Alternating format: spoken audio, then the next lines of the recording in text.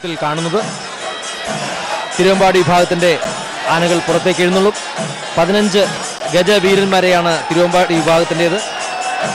തിരുവമ്പാടി വിഭാഗത്തിനോടൊപ്പം വന്നിട്ടുള്ള ആനകൾ അവരുടെ പേരുകൾ സൂചിപ്പിക്കുകയാണ്. തിരുവമ്പാടി ശിവസുന്ദരാണ് ഭഗവതിയുടെ തിടമ്പ് വഹിച്ചുകൊണ്ട് വരുന്നത്. തിരുവമ്പാടി ചന്ദ്രശേഖരൻ, കുട്ടംകുളങ്ങര അർജുനൻ, ചെമ്പുത്തറ ദേവിദാസൻ, അന്നമനട ഉമാമഹേശ്വരൻ, ആതിര വിനോദ്, ശങ്കരൻകുളങ്ങര മണികണ്ഠൻ, ഇടക്കുന്നി അർജുനൻ, തിരുവമ്പാടി രാമഭദ്രൻ, ഗുരുവായൂർ ശങ്കരനാരായണൻ, ഒളരിക്കര കാളിദാസൻ, പാറന്നൂർ നന്ദനൻ, കൊണാർക്ക് ഗണപതി, കീരങ്ങാട്ട് ഗോപാലൻ, അടിയാട്ട് അയ്യപ്പൻ തുടങ്ങി 15 ആനകളാണ് തിരുവമ്പാടി വിഭാഗത്തിനായി ഇത്തവണ എഴുന്നള്ളിച്ചിട്ടുള്ളത്. ജനങ്ങൾ അക്ഷമരായി കുടമാറ്റം ദർശിക്കുന്നതിനുള്ള തയ്യാറെടുപ്പിലാണ്. തിരുവമ്പാടി വിഭാഗത്തിൻ്റെയും പാറമേക്കാവ് വിഭാഗത്തിൻ്റെയും തട്ടക നിവാസികൾ 2 ഭാഗത്തെയും ദൃശ്യവിരുന്നുകൾ ആസ്വദിക്കുന്നതിനുള്ള തയ്യാറെടുപ്പിലാണ്. വടക്കുന്നാഥിന്റെ തെക്കേ ഗോപുര നട കടന്നു വരുന്നത് തിരുവമ്പാടി ശിവസുന്ദർ എന്ന ഗജവീരനാണ്. തേക്കിൻകാട് മൈതാനത്തിന്റെ ദൃശ്യങ്ങളാണ് നമ്മളിപ്പോൾ കാണുന്നത്. ജനങ്ങൾ തിങ്ങി നിറഞ്ഞുകൊണ്ട് അപൂർവ സുന്ദരമായ, ഒരുപക്ഷെ ഭൂതലത്തിലെ ഏറ്റവും സുന്ദരമുള്ള സൗന്ദര്യമുള്ള കാഴ്ച ദർശിക്കുവാനായി ആയിരക്കണക്കിന് വരുന്ന ആളുകൾ അക്ഷമരായി അവിടെ കാത്തു നിൽക്കുകയാണ്.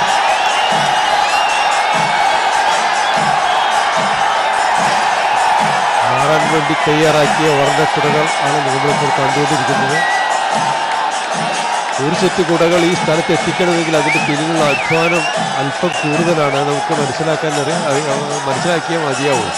കാരണം എത്ര ദൂരെ നിന്ന് ഈ ജനക്കൂട്ടത്തിനിടയിൽ കൂടി ഇവിടെ തയ്യാർ ചെയ്ത് എടുക്കാനുള്ള അധ്വാന ഭാരം നാം കണക്കിലെടുക്കേണ്ടതുണ്ട്. ചുരുങ്ങിയ ഒരു സമയത്തിനുള്ളിൽ ഈ സെറ്റ് കുടകളെല്ലാം ഇവിടെ എത്തിക്കണം. അതിന് മുമ്പ് തന്നെ അത് ആവശ്യക്കാർക്ക് കിട്ടുകയും വേണം. വർഷങ്ങളായുള്ള പ്രവർത്തനം കൊണ്ട് ഇതിന് തയ്യാറെടുത്ത ഒരു വലിയ നിര ചെറുപ്പക്കാർ തന്നെയുണ്ട്. ശിവസുന്ദർ പുറത്തേക്ക് കടന്നു വരുന്നു. ഗജവീരന്മാരുടെ ഏറ്റവും സുന്ദരനായ ശിവസുന്ദർ, തിരുവമ്പാടിയുടെ ശിവസുന്ദർ.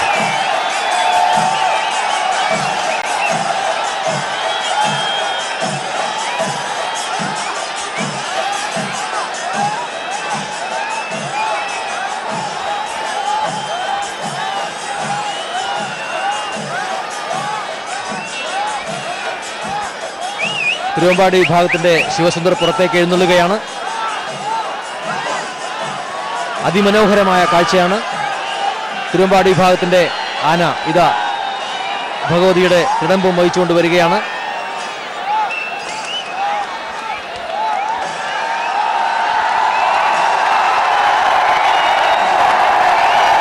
വടക്കുന്നാഥിന്റെ തെക്കേ ഗോപുരനടയുടെ വിദൂര ദൃശ്യങ്ങളാണ് നമ്മളിപ്പോൾ കാണുന്നത്. ഇതാ ആദ്യത്തെ ആന നടകടന്ന് പുറത്തേക്ക് എഴുന്നള്ളിയിരിക്കുന്നു.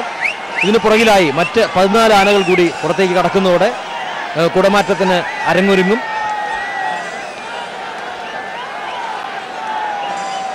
തിരുവമ്പാടി വിഭാഗത്തിന്റെ ആനയാണ് കടന്നു വരുന്നത്. തിരുവമ്പാടി വിഭാഗത്തിൽ എഴുതിയിട്ടുള്ള കോലത്തിനൊരു പ്രത്യേകതയുണ്ട്. കോലത്തിൽ ആലേഖനം ചെയ്തിട്ടുള്ളത് മുരളീകൃഷ്ണ രൂപമാണ്. മയിൽപ്പീലി ചൂടിയ മുരളീകൃഷ്ണ രൂപം ആലേഖനം ചെയ്ത സ്വർണ്ണക്കോലത്തിൽ പക്ഷേ ഭഗവതിയുടെ തിടമ്പാണ് എഴുന്നള്ളിച്ചിട്ടുള്ളത്. നടുവിൽ എഴുന്നള്ളിച്ച് നിർത്തിയിട്ടുള്ള ഈ കോലത്തിന്റെ ദൃശ്യങ്ങളാണ് നമ്മൾ കാണുന്നത്. അതിന് നടുവിൽ വിഗ്രഹം, തനി സ്വർണത്തിൽ നിർമ്മിച്ച വിഗ്രഹമാണ് നമ്മൾ കാണുന്നത്. അതോടൊപ്പം തന്നെ അതിന് ചുറ്റുമായി പാലക്കായ, പൂക്കൾ തുടങ്ങിയവ തുന്നി ചേർത്തിട്ടുണ്ട്. അതിന് ചുറ്റുമായി കാണുന്ന വലിയ സ്വർണ്ണ ബീഡിംഗ് ആണ് ദളധാര എന്നറിയപ്പെടുന്നത്. ഇതിനെല്ലാം താഴെയാണ് തിടമ്പ് എന്ന് പറയുന്ന യഥാർത്ഥത്തിലുള്ള ഭഗവതിയുടെ വിഗ്രഹം സ്ഥാപിച്ചിട്ടുള്ളത്. ആനകൾ ഓരോന്നായി പുറത്തേക്ക് എഴുന്നള്ളി വരികയാണ്. തിരുവമ്പാടി വിഭാഗവും ഇതുപോലെ ഒരുപാട് അത്ഭുതങ്ങൾ ഒളിപ്പിച്ചു വെച്ചിട്ടുള്ള കുടകളായിരിക്കും പുറത്തെടുക്കുക. അതിനുള്ള ആകാംക്ഷയിലാണ് ജനങ്ങൾ കാത്തിരിക്കുന്നത്. കുടനിർമ്മാണം എന്നുള്ളത് വളരെ സങ്കീർണമായൊരു പ്രക്രിയയാണ് എന്ന് നേരത്തെ സൂചിപ്പിച്ചു. കുടകൾ മാറുക എന്നുള്ളതും അത്രത്തോളം എളുപ്പമുള്ള സംഗതിയല്ല. വളരെയേറെ ഭാരമുള്ള ഈ കുടകൾ എടുത്തുയർത്തുകയും അതോടൊപ്പം തന്നെ തിരിച്ച് വീണ്ടും അതെടുത്ത് മാറ്റുകയും ചെയ്യുക എന്നുള്ളത് വളരെ ആയാസമേറിയ ഒരു പ്രക്രിയയാണ്. ആനകൾ ഓരോന്നായി പുറത്തേക്ക് എഴുന്നള്ളി വരികയാണ്.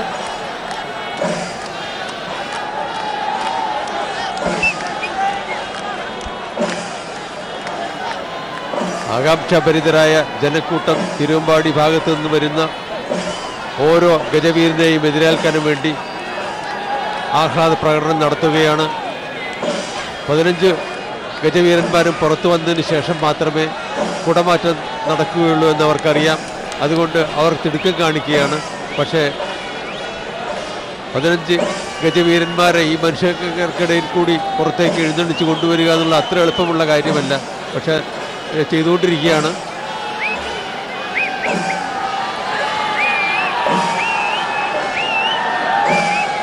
വളരെ മനോഹരമായ ഒരു ദൃശ്യമാണിത്.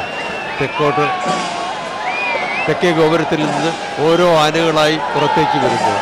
ഇപ്പോൾ പുറത്തേക്ക് വന്നുകൊണ്ടിരിക്കുന്ന തിരുവമ്പാടി ഭാഗത്തിൻ്റെ ആനകളാണ്. നേരത്തെ പുറത്തു വന്നു കഴിഞ്ഞ് പാറമ്പക്കാവ് വിഭാഗത്തിൻ്റെ ആനകൾ മുനിസിപ്പൽ റോഡിലേക്ക് ഇറങ്ങി കഴിഞ്ഞു. കുടമാറ്റം നടക്കുന്നതിന് മുമ്പ് അല്പം കുടപുരാണമാകാം.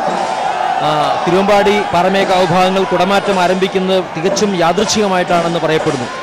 1940-കളിലാണ് കുടമാറ്റത്തിന് തുടക്കം കുറിക്കുന്നത്. ഒരിക്കൽ തൃശ്ശൂർ പൂരത്തിന് എത്തിച്ചേർന്ന ഒരു ഭക്തൻ കൊടുത്ത തുണി ഉപയോഗിച്ചുകൊണ്ട് പുതിയ കുടകൾ തുന്നിച്ചേർക്കുകയും തിരുവമ്പാടി വിഭാഗം തെക്കോട്ടിറക്കത്തിൻ്റെ സമയത്ത് അത് മാറ്റുകയും ചെയ്തു അത്രേ. ഇത് കണ്ട പാറമേക്കാവ് വിഭാഗം തൊട്ടടുത്ത മാർക്കറ്റിൽ നിന്ന് കിട്ടാവുന്ന ഓലക്കുടകൾ ശേഖരിച്ചുകൊണ്ട് തങ്ങളുടെ ഭാഗവും ഭംഗിയാക്കുകയാണ് ഉണ്ടായത്. അതിനുശേഷമാണത്രേ തൃശ്ശൂർ പൂരത്തിന് കുടമാറ്റം എന്നുള്ള ഈ അപൂർവ സുന്ദരമായ ദൃശ്യ ചാരുതയാർന്ന ഈ ചടങ്ങ് തുടർന്നു വരുന്നത് എന്ന് പറയപ്പെടുന്നു. യഥാർത്ഥത്തിൽ കുടകൾ എന്ന് പറയുന്നത് തിരുവമ്പാടിയെയും പാറമേക്കാവിനെയും സംബന്ധിച്ചിടത്തോളം വളരെ പ്രാധാന്യമുള്ള ഒന്നാണ്. കാരണം തിരുവമ്പാടി ഭഗവതി തിരുവമ്പാടിയിൽ എത്തിയത് തന്നെ കുടപ്പുറത്താണ് എന്ന് പറയപ്പെടുന്നു.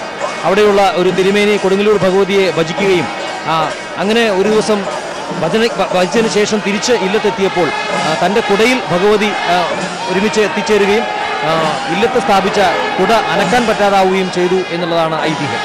അങ്ങനെ കുടപ്പുറത്താണ് അവിടെ ഭഗവതി എഴുന്നള്ളി എത്തിയത്. അതുപോലെ തന്നെ കുറുപ്പാൾ വീട്ടിലെ കാരണവരുടെ കുടപ്പുറത്താണ് പാറമേക്കാവിലമ്മയും തിരുമാന്താംകുന്നിൽ നിന്ന് എഴുന്നള്ളിയെത്തിയത്. അവിടെ നിന്നും വന്നാണ് പറവമരത്തിന് ചുവട്ടിൽ ഇരുന്നത് എന്നാണ് പറയപ്പെടുന്നത്. പറവമരത്തിന് ചുവട്ടിൽ കുട വെച്ചപ്പോൾ ആ കുട അവിടെ ഉറച്ചു പോവുകയും ഓലക്കുട ഉറച്ചു പോവുകയും പ്രശ്നം വെപ്പിച്ചതിൽ ഓലക്കുടയിൽ ഭഗവതിയുടെ സാന്നിധ്യമുണ്ട് എന്ന് തെളിയുകയും ചെയ്തു അത്രേ. ഇങ്ങനെ രണ്ട് വിഭാഗങ്ങളുടെയും രണ്ട് ദേശക്കാരുടെയും ഐതിഹ്യങ്ങളിൽ കുടയ്ക്ക് വളരെ പ്രാധാന്യമുണ്ട്. അതുകൊണ്ട് തന്നെ കുടമാറ്റം എന്നറിയപ്പെടുന്ന യഥാർത്ഥത്തിൽ ഐതിഹ്യവുമായി ചേർന്ന് നിൽക്കുന്ന ഒന്നാണെന്ന് നമുക്കിതിൽ കാണാൻ കഴിയുന്ന ഒന്നാണ്. തീർച്ചയായും രണ്ട് ദേവസ്വങ്ങളെ സംബന്ധിച്ചിടത്തോളം രണ്ട് ആരാധനാലയങ്ങളെ സംബന്ധിച്ചിടത്തോളം കുടമാറ്റം എന്നുള്ളത് ഇന്ന് വളരെ പ്രാധാന്യം അറിയിക്കുന്ന തൃശ്ശൂർ പൂരത്തിലെ ഏറ്റവും പ്രധാനമായ ഒരിക്കലും ഒഴിവാക്കാനാവാത്തൊരു ഘടകമായി മാറിയിട്ടുണ്ട്. 60-70 സെറ്റ് കുടകളാണ് മാറുന്നത്. ഒരു സെറ്റ് കുട എന്ന് പറയുമ്പോൾ 15 കുടകളാണ്. 15 കുടകൾ 60ഓളം സെറ്റ് കുടകളാണ് രണ്ട് വിഭാഗങ്ങളിലുമായി മാറ്റപ്പെടുന്നത്. ഈ കുടകളെല്ലാം തന്നെ മിക്കവാറും വഴിപാടുകളായി ലഭിക്കുന്നു എന്നുള്ളതാണ് ഇതിൻ്റെ ഏറ്റവും വലിയ പ്രത്യേകത. ഈ കുടകളൊക്കെ തന്നെ കുടയ്ക്കുള്ള തുണികളായിട്ടും അതുപോലെ തന്നെ കുടകളായിട്ട് തന്നെയും വഴിപാടുകളായി ഭക്തജനങ്ങൾ നൽകുന്നു എന്നുള്ളതാണ് രണ്ട് വിഭാഗങ്ങളുടെയും കുടകൾ ഇത്ര അധികമാകുന്നതിനുള്ള കാരണമെന്നും ചൂണ്ടിക്കാണിക്കപ്പെടുന്നു. ഇതാ ആകാംക്ഷാഭരിതരായി ജനങ്ങൾ തിങ്ങി നിറഞ്ഞു നിൽക്കുകയാണ്. തിരുവമ്പാടി വിഭാഗത്തിൻ്റെ ഏതു കുടയാണ് മാറുന്നത്, അടുത്ത നിറം എന്തായിരിക്കുമെന്ന് ആകാംക്ഷാഭരിതരായി കാത്തിരിക്കുകയാണ്. തിരുവമ്പാടി വിഭാഗത്തിന് ആനകൾ പതുക്കെ പുറത്തേക്ക് എഴുന്നള്ളുകയാണ്. ഏതാനും നിമിഷങ്ങൾക്കകം തെക്കേ ഗോപുരനടയിൽ അവ അണിനിരക്കും. കുടമാറ്റത്തെക്കുറിച്ചുള്ള വിശ്വാസങ്ങളും ഐതിഹ്യങ്ങളും ചർച്ച ചെയ്യപ്പെടുമ്പോൾ ഏതാണ് സത്യം, ഏതാണ് പിന്നീടുണ്ടായത്, ഏതാണ് ഐതിഹ്യം എന്ന് നമുക്ക് തിരിച്ചറിയാൻ കഴിയില്ല. സത്യത്തിൽ ശക്തൻ തമ്പുരാൻ്റെ കാലത്ത് തന്നെ കുടമാറ്റം ഉണ്ടായിരുന്നു എന്ന് വിശ്വസിക്കുന്ന ഒരു സമ്പ്രദായം ഇവിടെയുണ്ട്. കാരണം അന്നത്തെ ജയിൽ പുള്ളികൾക്ക് പോലും അവിടെ ജയിലിൽ കിടന്നുകൊണ്ട് കുടമാറ്റം ആസ്വദിക്കാൻ പറ്റുന്ന ഒരു സ്ഥലത്തായിരിക്കണം കുടമാറ്റം നടക്കുന്നത് എന്ന് ശക്തൻ തമ്പുരാൻ പറഞ്ഞിരുന്നു. അത്ര നിറങ്ങൾ ഇത്രയധികം ഇല്ലായിരുന്ന ആ കാലത്ത് തന്നെ നിറപ്പകിട്ടുള്ള വില്ലീസും സാറ്റിനും പുറത്തു നിന്ന് കൊണ്ടുവന്ന് പട്ടുകുടകൾ നെയ്ത് ആ സമയത്ത് കുടമാറ്റം നടത്തണമെന്ന് തമ്പുരാൻ നിർദ്ദേശിച്ചിരുന്നു എന്നും കൂടെ പറയപ്പെടുന്നു. അടുത്ത കാലത്താണ് സ്വാതന്ത്ര്യ സമ്പാദനത്തിന് ശേഷമാണ് ജയിൽ നമ്മുടെ സബ് ജയിൽ വിരിയൂരിലേക്ക് മാറ്റിയ സ്റ്റേറ്റിലെ സബ് ജയിലായി ഉയർത്തപ്പെട്ടത്. അതിനു മുമ്പ് ക്ഷേത്ര മൈതാനത്തിന് അടുത്ത് തന്നെയായിരുന്നു ജയിലെന്ന് പറയപ്പെടുന്നു. അവിടെ കിടന്നുകൊണ്ട് ജയിൽ പുള്ളികൾക്ക് ഈ കുടമാറ്റം കാണാമായിരുന്നു അത്ര. അതിനു പറ്റിയ ഒരു സ്ഥാനത്ത് വെച്ചാണ് കുടമാറ്റം നടന്നിരുന്നത് എന്നും പറയപ്പെടുന്നു.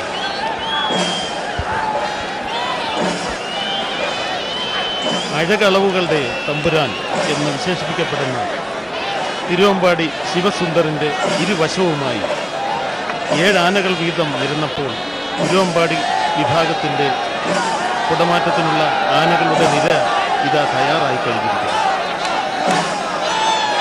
നിലകൊള്ളുന്ന കോലം വഹിക്കുന്ന ആനപ്പുറത്ത് കോലം വഹിക്കുന്ന ആളും തൊട്ട് പിന്നിൽ മുത്തുക്കുട പിടിച്ച ആളും അതിന് പിന്നിൽ വെഞ്ചാമരവും അതിന് പിന്നിൽ ആലവട്ടവുമായി 4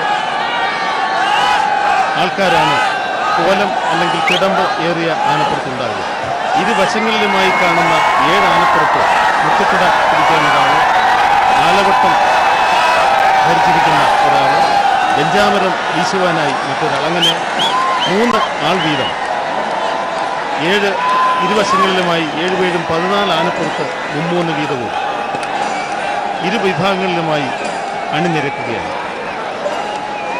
ഇവർക്ക് പിന്നിലായി കുടകൾ എടുത്തു കൊടുക്കുവാനും കുടകൾ മാറുമ്പോൾ ചടുലമായ വേഗതയിൽ ദ്രുതഗതിയിൽ അവ മടക്കി വാങ്ങുവാനും ഇവർക്ക് കൊടുക്കുവാനുമായി കയ്യാളന്മാർ നിലകൊണ്ടു. ആലവട്ടവും വെഞ്ചാമരവും ഉണ്ടാക്കുന്നത് വളരെ സവിശേഷമായ പ്രത്യേകതകളോടുകൂടിയാണ്. ഏറെ കൗതുകമുള്ള വസ്തുക്കളാണ് ഇവയുടെ നിർമ്മാണത്തിന് ഉപയോഗിക്കുന്നത്. ആലവട്ടത്തിന് കളർ തുണികളും മയിൽപ്പീലിയും കാടുബോർഡും ചില്ല് കണ്ണാടി ചില്ലുകളും മരത്തിൻ്റെ പിടിയും ഒക്കെ ഉപയോഗിക്കുന്നു. ഒരു ആനപ്പുറത്തേക്ക് ഒരു ജോഡി ആലവട്ടമാണ് വേണ്ടിവരുന്നത്. അപ്പുറവും ഇപ്പുറവുമായി ആ ആലവട്ടത്തിന് 2 പുറങ്ങളുണ്ട്. 2 പുറവും വളരെ കമനീയമായി തുന്നി ചേർത്തിരിക്കും.